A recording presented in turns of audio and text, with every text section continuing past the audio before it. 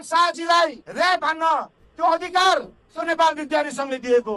रवि लामिछानेजीलाई हिजो टेलिभिजनमा गएर टिभीको प्रोग्राम सञ्चालन गर्ने खुल्ला मञ्चमा गएर भ्रष्टाचारीहरूको नाकको दाढी भाँच्ने भन्ने त्यो बोल्ने अधिकार नेपाल विद्यार्थी संघले दिएको। बालन शाहलाई र्याप हान्ने अधिकार स्टुडेन्ट युनियन्सहरूले दिएको हो भन्ने उहाँ चाहिँ नेभी संघको प्रेसिडेन्ट हुनुहुन्छ। अब स्टुडेन्ट युनियन्सले नेपालमा गर्ने काम भनेको मैले देखेको र सुनेको अनुसार के हो भने युनिभर्सिटीमा तोडफोड गर्ने, टिचर्सहरूले आफ्नो काम गर्न नदिने, एक्जाम्स हुन नदिने, क्लासेस हुन नदिने, स्टुडेन्ट्सहरूलाई आफै त्यहाँ पढ्ने स्टुडेन्ट्सहरूलाई धम्काउने होइन, अनि उनीहरूको जिन्दगी गाह्रो पार्ने हो। म यस्तो स्टुडेन्ट युनियनको चाहिँ सपोर्ट गर्न सक्दिनँ जो चाहिँ पार्टीहरूको पपेट बनेर बसेको छ। उनीहरू चाहिँ देशको झण्डा भन्दा पनि पार्टीहरूको झण्डालाई बोकेर हिँड्न बढी मन पराउँछन्। यो यस्तो स्टुडेन्ट युनियन्सहरू हुन् जसले चाहिँ जेन्जी प्रोटेस्टमा जहाँ स्टुडेन्ट्सहरू मारिएका थिए होइन, त्यो प्रोटेस्टमा स्टुडेन्ट्सहरूको डिफेन्समा नबोलेर पार्टीहरूको डिफेन्समा बोल्न अगाडि आएका थिए। यो चाहिँ यस्तो स्टुडेन्ट युनियन्सहरू हुन् जसले चाहिँ जनताको समस्या नबोकेर पार्टीहरूको झोला बोकेका छन्। म